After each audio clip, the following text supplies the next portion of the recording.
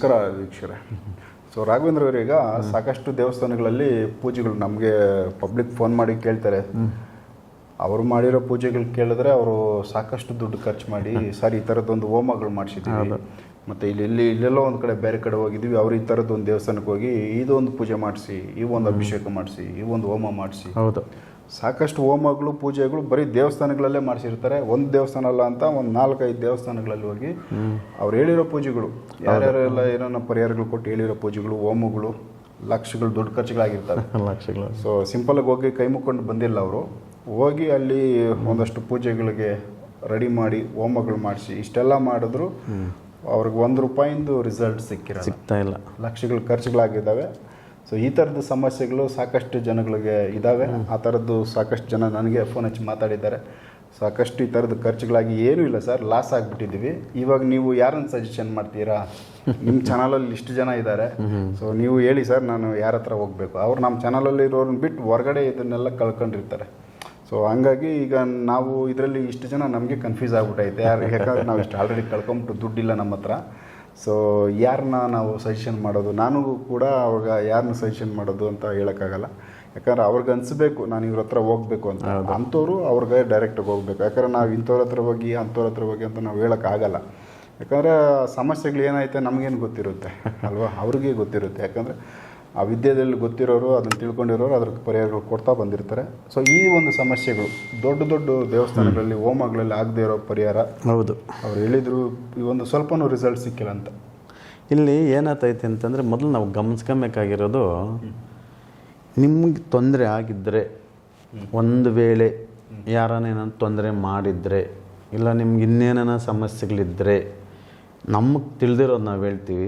ಇಲ್ಲಿ ಫಸ್ಟು ಹೋಮ ಕಾನ್ಸೆಪ್ಟ್ಗೆ ಹೋಗ್ಬಾರ್ದು. ಯಾಕೆ ಅಂತಂದರೆ ಇಲ್ಲಿ ಹೋಮ ಕಾನ್ಸೆಪ್ಟ್ಗೆ ಹೋದಾಗ ಏನಾಗ್ತದೆ, ಈಗ ನಾವು ಒಂದು ರೂಮಾಗೆ ಹಾಕಿರ್ತೀವಿ. ಆ ರೂಮಾಗೆ ಹಾಕ್ಬಿಟ್ಟು ಒಂದು ಕಿಟಕಿ ಬಾಗಿಲು ಏನಿಲ್ದಿರ ಎಲ್ಲ ಮುಚ್ಚಿಬಿಟ್ಟು ಮೆಣಸಿನ್ಕಾಯಿ ಘಾಟ್ ಹಾಕಿದ್ರೆ ಹೆಂಗಿರ್ತದೆ? ಆ ರೂಮಿಂದ ಆಚೆ ಹೊಡಿತೀವಿ ಅಷ್ಟೇ ಅಲ್ಲ. ಮೆಣಸಿನ್ಕಾಯಿ ಘಾಟ್ ಹಾಕಿದ್ರೆ ಉಸಿರಾಡ್ಸೋಕ್ಕಾಗಲ್ಲ.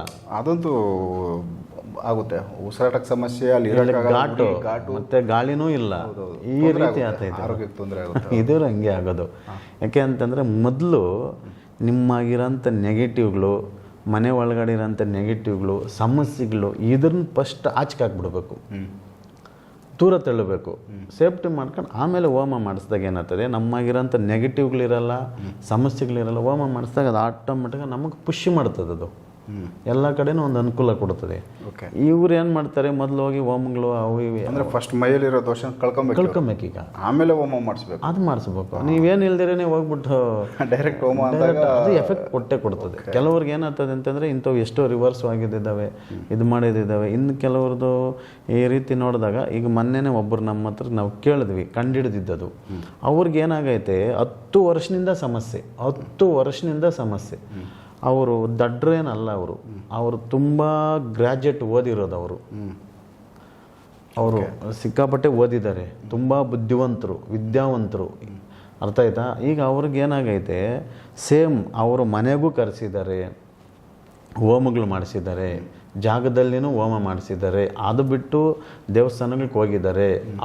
ಅವ್ರಿಗೆ ಏನೇನು ಗೊತ್ತಾಯ್ತಲ್ಲ ಎಲ್ಲ ಮಾಡಿಸಿ ಎಲ್ಲ ಅದಕ್ಕೋಸ್ಕರ ಸುಮಾರು ದುಡ್ಡು ಕಳ್ಕೊಂಬಿಟ್ಟಿದ್ದಾರೆ. ಸಿಕ್ಕಿದ ಕಡೆ ಎಲ್ಲ ಹೋಮಗಳಾಗಿದ್ದಾವೆ. ಎಲ್ಲನೂ ಕಂಡಿಡ್ದು ಇದಾಗಿದೆ. ಅಂದರೆ ಇವ್ರಿಗೆ ಏನು ಸಮಸ್ಯೆ ಆಗೈತೆ ಅದು ಕಂಡಿಡಿದಿಲ್ಲಲ್ಲ ಮೇನು. ಬಟ್ ಪರಿಹಾರಗಳು ಮಾತ್ರ ಪಡ್ಕೊಂತಾರೆ ಅವರೇ. ಪರಿಹಾರ ಆತನೇ ಇಲ್ಲಲ್ಲ, ಪರಿಹಾರನೂ ಆಗ್ತಾ ಇಲ್ಲ, ಸಮಸ್ಯೆನೇ ಗೊತ್ತಾಗ್ತಾನೆ ಇಲ್ಲ. ಆಮೇಲೆ ಲಾಸ್ಟಿಗೆ ಇದು ಎಲ್ಲ ಕಡೆ ಹೋಗಿ ಬಂದು ಎಲ್ಲ ಲಾಸ್ಟ್ ಡೆಡ್ ಎಂಡ್. ಇವರು ಅಭಿವೃದ್ಧಿ ಆಗಬೇಕು, ಅಭಿವೃದ್ಧಿ ಇಲ್ಲ. 50 ಲಕ್ಷ ಸಾಲ ಬಂದು ಕೂತೈತೆ ಇಲ್ಲಿ ಎಲ್ಲ ಕಡೆ ಮಾಡಿ. ಆಮೇಲೆ ಅವರು ಫಸ್ಟು ಅವ್ರ ಮಾತಿಗೆ ಜನ ವ್ಯಾಲ್ಯೂ ಕೊಡೋರು. ಇವ್ರು ನೋಡಿದ್ರೆ ಅಷ್ಟೇ ರಕ್ಷಿಸ್ಬೇಕು. ಯಾಕಂದರೆ ದೊಡ್ಡ ಉದ್ಯೋಗದಲ್ಲಿ ಇದ್ದಿದ್ದು ಇವರು. ಓದಿರೋದೇನು ಕಡಿಮೆ ಓದಿದ್ರ, ಗ್ರ್ಯಾಜುಯೇಟ್ ಅಲ್ಲ. ಆ ರೀತಿ ಇದ್ದವರು ದಿನ ಇವ್ರ ಮಾತಿಗೆ ವ್ಯಾಲ್ಯೂ ಇಲ್ಲ, ಕುಸಿತು. ಮನೆ ಒಳಗಡೆ ಇವ್ರ ಕೆಲಸ ಕಾರ್ಯ ಲಾಸ್ ಆಯ್ತು ಅಂತಂದರೆ ಮನೆ ಒಳಗಡೆ ಮರ್ಯಾದೆ ಯಾವ ರೀತಿ ಕೊಡ್ತಾರೆ ನಾವು ಯೋಚನೆ ಮಾಡಬೇಕಿಲ್ಲ, ಬೆಲೆ ಇರಲ್ಲ ಅಷ್ಟೇ. ಆ ರೀತಿ ಆಯಿತು. ಹೊರಗಡೆನೂ ಇಲ್ಲ. ಇವರು ಎಲ್ಲ ನಾನಾ ರೀತಿ ಪ್ರಯತ್ನ ಮಾಡಿ ಕ್ಲೋಸ್ ಲಾಸ್ಟ್ಗೆ ನಿಂತೋಗ್ಬಿಟ್ಟಿದ್ದಾರೆ. ಆಮೇಲೆ ನಮ್ಮ ಹತ್ರಕ್ಕೆ ಬರಬೇಕು ಅಂತೇಳಿ 1 ವರ್ಷದಿಂದ ಪ್ರಯತ್ನ ಇದು. 1 ವರ್ಷದಿಂದ ಪ್ರಯತ್ನ ಮಾಡಿ ಮಾಡಿ ಮಾಡಿ ಮಾಡಿ ಲಾಸ್ಟಿಗೆ ಏನಾಯಿತು, ಒಂದು ಸರಿ ಬಂದವ್ರೆ.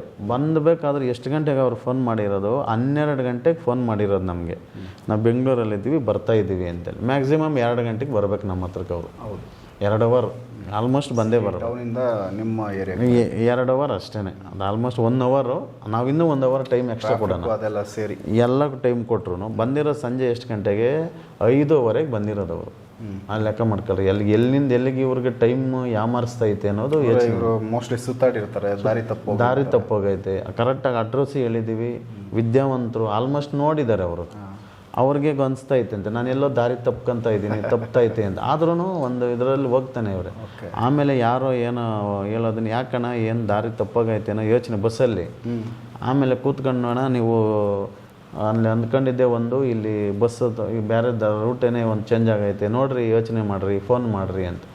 ಅವಾಗ ಫೋನ್ ಮಾಡಿದ್ರೆ ನಮ್ಮ ರೋಡ್ಗೂ ಅವ್ರ ರೋಡ್ಗೂ ತಪ್ಪಾಗೈತೆ. ಅದು ದೊಡ್ಡಬಳ್ಳಾಪುರ ರೋಡ್ಗೆ ಹೋಗಿದ್ದಾರೆ ಅವರು. ಆಮೇಲೆ ಮತ್ತೆ ರಿಟರ್ನ್ ಬಂದು ಅಲ್ಲಿಂದ ಬಂದು ಇದು ಮಾಡಿದ್ರು. ಈ ರೀತಿ 5 ಗಂಟೆ ಆಗೈತೆ. ಈಗ 12 ಗಂಟೆನಿಂದ ಹಿಡಿದು 5:15 ಗಂಟೆ ಆಗೈತೆ. ಎಷ್ಟು ಟೈಮ್ ಅಲ್ಲಿ ಅಂದರೆ ಯಾಮರಿಸ್ತೈತಿ ಇವ್ರನ್ನ. ಅವ್ರು ಯಾಮರ್ತಾ ಇಲ್ಲ, ಇವ್ರನ್ನೇನೋ ಯಾಮರಿಸ್ತೈತಿ. ಆಮೇಲೆ ಇದ್ರ ಯಾವ ರೀತಿ ಸಮಸ್ಯೆ ಆಗೈತೆ ಏನು, ಈಗ ಎಲ್ಲನೂ ನೋಡಿದ್ದಾರೆ. ಆಮೇಲೆ ಇವ್ರದ್ದು ಜಾತಕನೂ ತೋರಿಸಿದ್ದಾರೆ. ಈ ಜಾತಕದಲ್ಲಿ ಏನಾನ ಸಮಸ್ಯೆ ಆಯಿತಾ, ಇಲ್ಲ ನಮ್ದೇನ ಸಮಸ್ಯೆ ಆಯಿತಾ, ಮತ್ತು ನಮ್ದೇನ ಪಿತೃ ದೋಷ ಆಯಿತಾ, ಸರ್ಪ ದೋಷ ಆಯಿತಾ, ಇಲ್ಲೋ ಇನ್ನೇನು ಶ್ರೀ ಶಾಪ ಆಯಿತಾ, ಮತ್ತು ಇನ್ನೇನ ಶಾಪ ಆಯಿತಾ, ದೇವ್ರದ್ದು ಏನೂ ಇಲ್ಲ. ಎಲ್ಲ ಕರೆಕ್ಟು. ಮತ್ತು ಯಾಕೆ ಸಮಸ್ಯೆ ಇವ್ರದ್ದು ಬಿಡುಗಡೆ ಆಗ್ತಾ ಇಲ್ಲ, ಇದು ಬೇಕಲ್ಲ ಈಗ ಪ್ರಶ್ನೆ. ಆಮೇಲೆ ನಿಧಾನವಾಗಿ ಕಂಡಿಡ್ದೆಲ್ಲ ನೋಡಿದ್ರೆ ಇಲ್ಲಿ ಏನಾಗೈತೆ, ಇವ್ರಿಗೆ ಒಂದು ದೈವನೂ ರಿವರ್ಸ್ ಆಗಿಲ್ಲ, ಮತ್ತು ದೈವನೂ ಇವ್ರಿಗೆ ಸಪೋರ್ಟ್ ಕೊಡ್ತಾ ಇಲ್ಲ. ದೇವರು ರಿವರ್ಸ್ ಆಗಿಲ್ಲ, ದೇವರು ಸಪೋರ್ಟ್ ಕೊಡ್ತಾ ಇಲ್ಲ. ಯಾರೂ ಏನು ಇವ್ರಿಗೆ ಸಹಾಯ ಮಾಡ್ತಾ ಇಲ್ಲ ಅಂತಂದಾಗ, ಈ 10 ವರ್ಷದಿಂದ ಇವ್ರಿಗೆ ಏನಾಗೈತೆ ಅಂತಂದರೆ, ಇವ್ರು ಎಲ್ಲೋ ಹೋಗಬೇಕಾದಾಗ ಒಂದು ಆತ್ಮ ಇವ್ರು ನಿಂದು ಬಿದ್ದಿರೋದು. ಓಕೆ, 10 ವರ್ಷದಿಂದ ಒಂದು ಆತ್ಮ ಹಿಂದೆ ಬಿದ್ದಿರೋದು. ಅಂದರೆ ಮೈ ಒಳಗಡೆ ಇಲ್ಲ ಇದು, ಮತ್ತೆ ಮೈ ಒಳಗಡೆ ಇಲ್ಲ, ಹೊರಗಡೆಯಿಂದನೇ ಆಟ ಆಡಿಸ್ತಾ ಇದೆ. ಅಂದರೆ ಈಗ ನೀವು ಒಂದು ದೇವಸ್ಥಾನಕ್ಕೆ ಹೋಗ್ಬೇಕಂದ್ರೆ ಅದು ಹೋಗಲ್ಲ, ತಪ್ಪಿಸ್ಕೊಳ್ಳುತ್ತೆ ಅಷ್ಟೇ. ಅದು ಮೈ ಒಳಗಡೆನೇ ಇಲ್ಲಲ್ಲ, ಇದು ಹೊರಗಡೆ ಇದೆ. ಹೊರಗಡೆ ಅಂದರೆ ಇವ್ರ ದೇಹಕ್ಕೂ ಇವ್ರಿಗೂ 5 ಅಡಿ ಡಿಫ್ರೆನ್ಸ್ ಆಗಿರೋದು. ಇದು ಇವ್ರ ಹಿಂದೆ ಸುತ್ತಾಡುತ್ತೆ, ಇವ್ರ ಹಿಂದೆ ಮುಂದೆ ಐತೆ ಅದು. 5 ಅಡಿ ಹಿಂದೆ ಇದು, 5ರಿಂದ 10 ಅಡಿ ಹಿಂದೆ ಆಜು ಬಾಜು ಇರ್ತದೆ. ಇವ್ರಿಗೆ ಹೋಗೋ ಕೆಲಸಕ್ಕೆಲ್ಲ ಅದು ಅಡ್ಡಿ ಮಾಡ್ತಾನೆ ಇರ್ತದೆ. ಇವ್ರು ಒಪ್ಕೊಳ್ತೀನಿ ಇವತ್ತು ಹೂ ಅಂತಂದರೆ, ಮತ್ತೆ ಇವ್ರ ಈ ಕಡೆ ಬಂದಾಗ ಅವ್ರ ಮನ್ಸಿಗೆ ಹೋಗಿ ಎತ್ತು ಕೊಟ್ಕೊಂಡು ಕೆಲಸ ಆಗ್ಲಿಸಲ್ಲ. ಈ ರೀತಿ ತೊಂದರೆ ಮಾಡ್ತಾನೇ ಇರೋದಿದು. ಅಂದರೆ ಯಾಮಾರಿಸುತ್ತೆ. ಇವತ್ತು ಅಲ್ಲಿ ಹೋಗ್ಬೇಕಂದ್ರೆ ಪರವಾಗಿಲ್ಲ, ಇವತ್ತು ಬೇಡ ನಾಳೆ ಹೋಗೋಣ, ಸಹಾಯ ಮಾಡೋದು ಕೂಡ ಬದಲಾಗಬೇಕು. ಮಾಡ್ತೈತೆ, ಇವ್ರು ಬದಲಾಗಲ್ಲ, ಅದು ಮಾಡಿಸ್ತಾ ಇರ್ತದೆ ಅದು. ಆಮೇಲೆ ಪತ್ತೆ ಮಾಡಿದ್ರಿ ಅದೇ ಕಂಡಿಡಿದ್ವಲ್ಲ, ಇದು ಗೊತ್ತಾಯ್ತು. ಎಲ್ಲ ಕಂಡಿಡ್ದು ಕ್ಲಿಯರ್ ಮಾಡಿ. ಈಗ ನೀವು ಚೆನ್ನಾಗಿ ಕ್ಲೋಸ್ ಅನ್ಕೊಳ್ಳಿ. ಈಗ ಅವ್ರದ್ದೇನೋ ಸಹಾಯಕ್ಕೆ ನೀವು ಎಲ್ಪ್ ಮಾಡ್ತೀರಿ, ಎಲ್ಲ ಮಾತುಕತೆ ಕೊಟ್ಟಿರ್ತೀರಿ. ನೆಕ್ಸ್ಟು ಈಗ ಬೆಳಗ್ಗೆಗೆ ಬಾ ಅಂತ ಹೇಳಿರ್ತೀರ, ಮತ್ತು ಅದು ಬಂದು ನಿಮ್ಮ ಮೈಂಡ್ ಕೂತ್ಸ್ಕೊಂಡು ನೀವೇ ಫೋನ್ ಮಾಡಿ, ಇಲ್ಲ ನಾನು ಕೊಡಲ್ಲ ಅಂತ ನೀವೇ ಹೇಳ್ಬೇಕು. ಆ ರೀತಿ ಮಾಡಿಸ್ತಾ ಇರ್ತದೆ. ನಾವೇ ಮಾತು ಕೊಟ್ಟಿರ್ತೀವಿ, ಮತ್ತು ನಾವೇ ಉಲ್ಟಾ ಆಗ್ತಿರ್ತದೆ. ನಮ್ಮ ಮೇಲೆ ನಂಬಿಕೆ ಹೋಯ್ತಲ್ಲ, ನಂಬಿಕೆವೂ ಅವ್ರ ಹತ್ರ ಹೋಗೋದು ಬೇಡ ಅಂತಾರೆ. ಮತ್ತೆ ಹಂಗಾಗೋಗ್ಬಿಟ್ಟಿರ್ತೀಗ ಅವ್ರಿಗೆ. ಅವ್ರ ಫ್ರೆಂಡ್ಸ್ಗಳಿಗೆ ಎಷ್ಟೇ ಇವ್ರು ನೋಡ್ದೆ ಇದ್ರೆ, ಈ ಮೊದಲು ಬಾಪ ಅನ್ನೋರು ಏನಕನ ಬಂದಪ್ಪ ಇವನು ಅಂತೇಳಿ ಈ ಥರ ಒಂದು ಮಿಸ್ಅಂಡರ್ಸ್ಟ್ಯಾಂಡಿಂಗ್ ಆಗಿ ಆಮೇಲೆ ಅವ್ರು ನಾವೆಲ್ಲ ಕಂಡಿಡಿದೆ ಆದ್ಮೇಲೆ ಅವರೇ ಬೆಚ್ಚಿ ಬಿದ್ದೋದ್ರು. ಈ ರೀತಿ ನನಗಿದು ಪ್ರಾಮಿಸ್ ಗೊತ್ತೇ ಇರಲಿಲ್ಲ. ಇದು ನಮಗೇನೋ ಮಾಟ ಮೋಡಿ ಆಗೈತೆ, ತೊಂದರೆ ಆಗೈತೆ, ಏನೋ ಸಮಸ್ಯೆಗಳಾಗ್ಬಿಟ್ಟಿವೆ, ನಾವು ಮಾಡೋ ಇದರಲ್ಲಿ ನಮಗೇನು ಅಭಿವೃದ್ಧಿ ಆಗ್ತಾನೆ ಇಲ್ಲ, ಏನಕ್ಕೆ ಎಲ್ಲ ಥರನೂ ಇದು ಈ ಥರ ನಮಗೆ ಗೊತ್ತೇ ಇಲ್ಲ ಅಂತೇಳಿ ಅವ್ರು ಇದು ಮಾಡ್ಕೊಂಡು ಆವಾಗ ಅವ್ರಿಗೆ ಅನುಭವ ಬಂದಿರುತ್ತೆ ಸಾಕಷ್ಟು ಸಮಸ್ಯೆಗಳಲ್ಲಿ, ಯಾಕೆ ನಾನು ಉಲ್ಟಾ ಆಗ್ತಾ ಇದ್ದೀನಿ ಎಲ್ಲ ಅವ್ರಿಗೆ ಅಲ್ಲೇ ಕಣ್ಣೆದ್ರಿಗೆ ತೋರಿಸಿದ್ವಿ. ಕಣ್ಣೆದ್ರಿಗೆ ನೋಡಿದ್ಮೇಲೆ ಅವ್ರಿಗೆ ಬೆಚ್ಚಿ ಬಿದ್ದೋದ್ರು. ನಮ್ಗೆ ಈ ರೀತಿ ಯಾವ ಥರದ ಪರಿಹಾರ ಕೊಟ್ರಿ? ಅದಕ್ಕೇನೇನು ಮಾಡ್ಬೇಕು ಎಲ್ಲ ಮಾಡಿರ್ತೀವಿ, ನಮ್ಗೆ ಕ್ಲಿಯರ್ ಆಯ್ತು. ಅದು ಈಗ ಕಂಡಿಡಿದೀವಲ್ಲ, ಇದು ಕಂಡಿಡಿದು ಎಲ್ಲ ಓಕೆ ಆದಮೇಲೆ ಅದನ್ನು ಆತ್ಮನ ಹೆಂಗೆ ಏನು ಮಾಡಬೇಕು, ಇವ್ರಿಗೆ ಯಾವ ರೀತಿ ಸೇಫ್ಟಿ ಕೊಡಬೇಕು, ಅದನ್ನು ಯಾವ ರೀತಿ ಆಚೆಗೆ, ಅದು ಆಲ್ರೆಡಿ ಆಚೆಗೆ 5 ಅಡಿ 6 ಅಡಿ ಇದಾಗಿತ್ತಲ್ಲ, ಮತ್ತು ಇವ್ರಿಗೆ ಹೆಂಗೆ ಬಿಡುಗಡೆ ಬಿಟ್ಟು ಹೋಗಬೇಕು, ಅವೆಲ್ಲ ಕ್ಲಿಯರ್ ಮಾಡಿ ಇದಾಗಿತ್ತು. ಆ ರೀತಿ ವರ್ಷದಿಂದ ಅವ್ರನ್ನ ಆಟ ಆಡಿಸಿದ್ರು, 10 ವರ್ಷದಿಂದ ಆಟ ಆಡಿಸಿರೋದು. ಅವ್ರಿಗೆ ಯಾಕೆ ಏನು ಅನ್ನೋದೇ ಅವ್ರಿಗೆ ದಿಗ್ಭ್ರಮೆ ಆಗೋಗಿತ್ತು. ಇದು ಮೇಜರ್ ಸಮಸ್ಯೆ. ಎಲ್ಲೂ ಪತ್ತೆ ಆಗಿರಲಿಲ್ಲ, ಅದು ಪತ್ತೆನೇ ಆಗಿರಲ್ಲ, ಆಗೋಕ್ಕೂ ಕೊಡಲ್ಲ. ಅದು ಹೆಂಗೆ ಅಂತ ಕೇಳಿ, ಈಗ ನೀವು ಬರ್ತೀನಿ ಪತ್ತಾನೆ ಇದೆ, ಅದು ಬರ್ತಾನೆ ಇರಲಿಲ್ಲ, ಅವ್ರ ಕೈಗೂ ಸಿಗ್ತಾ ಇರಲ್ಲ. ಇವ್ರಿಗೆ ಇಲ್ಲೇ ಹುಡ್ಕೋದು, ನಿಮ್ಗೇನೋ ಸಮಸ್ಯೆ ಆಗೈತಪ್ಪ, ಏನೋ ಆಗೈತೆ, ಇಲ್ಲೋ ನಿಮ್ಮ ಜಾತಕದಲ್ಲಿ ದೋಷ ಐತೆ.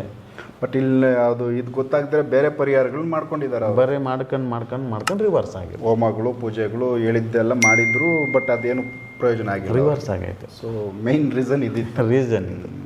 ಸೊ ನೋಡಿ ವೀಕ್ಷಕ, ಯಾಕಂದರೆ ಪ್ರತಿಯೊಂದು ಕೇಸಿಂದ ಏನೋ ಒಂದು ವಿಚಿತ್ರವಾದ ಒಂದು ಸಮಸ್ಯೆ. ಯಾಕಂದರೆ ಒಂದೊಂದು ಕೇಸ್ಗಳು ಕೂಡ ಇವರು ಅಟೆಂಡ್ ಮಾಡಿರೋವುಗಳಲ್ಲಿ ತುಂಬ ವಿಚಿತ್ರವಾಗಿ ರೆಗ್ಯುಲರಾಗಿ ಆಗದೇ ಇರೋ ವಿಚಾರಗಳನ್ನ ಅವರು ಗಮನದಲ್ಲಿ ಎತ್ಕೊಂಡು ಈ ಥರದ ವಿಚಾರಗಳನ್ನ ನಿಮ್ಮ ಗಮನಕ್ಕೆ ತೊಗೊಂಬರ್ತಾ ಇದ್ದಾರೆ. ಸೊ ಹೋಮಗಳು ಪೂಜೆಗಳು ಅವೆಲ್ಲ ಏನೇ ಮಾಡಬೇಕಂದ್ರೆ ಫಸ್ಟ್ ಆ ದೇಹದಲ್ಲಿ ಏನೂ ನೆಗೆಟಿವ್ ಇಲ್ದಿರ ಕಂಪ್ಲೀಟ್ ಶುದ್ಧಿ ಇದ್ದಾಗ ಹೋಮಗಳು ಮಾಡಿದಾಗ ಆ ದೇಹಕ್ಕೆ ಮತ್ತು ಆ ಒಂದು ಕುಟುಂಬಕ್ಕೆ, ಮನೆಗೆ ಅಲ್ಲಿ ಒಂದು ಶಕ್ತಿ ತುಂಬುತ್ತೆ ಅನ್ನೋದು ವಿಚಾರ. ಬಟ್ ಇಲ್ಲಿ ಏನೋ ಒಂದು ನೆಗೆಟಿವ್ ಸಮಸ್ಯೆಗಳಿದ್ದಾಗ ಎಷ್ಟೇ ಹೋಮ ಮಾಡಲಿ ಪೂಜೆಗಳು ಮಾಡಲಿ ಆ ಫಲ ಬಂದು ಅವ್ರಿಗೆ ಸಿಗಲ್ಲ ಅನ್ನೋ ವಿಚಾರ. ಅದನ್ನು ಕಂಪ್ಲೀಟ್ ಡೀಟೇಲಾಗಿ, ಯಾಕಂದರೆ ಒಂದು ಕೇಸು ಆ ಅನುಭವದ್ದು ಒಂದು ಎಕ್ಸ್ಪೀರಿಯೆನ್ಸ್ನ ಅವರು ಶೇರ್ ಮಾಡಿದ್ದಾರೆ ನಿಮ್ಮ ಮುಂದೆ. ಸೊ ಈ ಥರದ್ದು ವಿಚಿತ್ರವಾದ ಕೇಸುಗಳು ಇನ್ನೂ ಒಂದಷ್ಟು ವಿಚಾರಗಳಿದ್ದಾವೆ, ಮುಂದಿನ ಎಪಿಸೋಡ್ಗಳಲ್ಲಿ ಮಾತಾಡ್ತಾ ಹೋಗ್ತೀವಿ. ಸೊ ಎಪಿಸೋಡ್ಗಳು ನೋಡ್ತಾ ಹೋಗಿ ವೀಕ್ಷಕರೇ. ನಮಸ್ಕಾರ.